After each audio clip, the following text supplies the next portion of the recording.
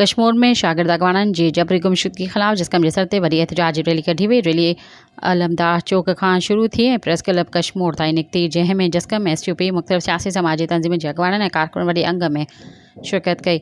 एहतजाज में शिरकत कंदड़ हथनि में प्ले कार्ड्स ऐं बेनर खणी लापता शागिर्द अगवाणनि खे ज़ाहिर कयो जो नारा हुया।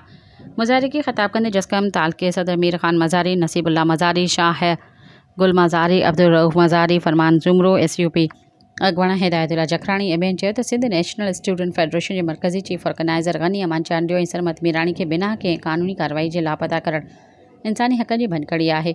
अगवाणनि मुतालबो कयो त लापता शागिर्द अगवाणनि खे फौरी तौर ते ज़ाहिर कयो वञे, जॾहिं त ॾाढो जखराणी मथां दाख़िल कूड़ा केस वापसि वरिता वञनि। अगवाणनि ख़बरदार कयो त जेकॾहिं मुतालबा पूरा न कया विया त एहतजाज जो दाइरो वधायो वेंदो ऐं तहरीक खे सूबे भर में वधायो वेंदो। सब्सक्राइब कयो अवामी न्यूज़ HD खे ऐं ताज़ा तरीन ख़बरुनि लाइ ॾिसंदा रहो अवामी न्यूज़ HD।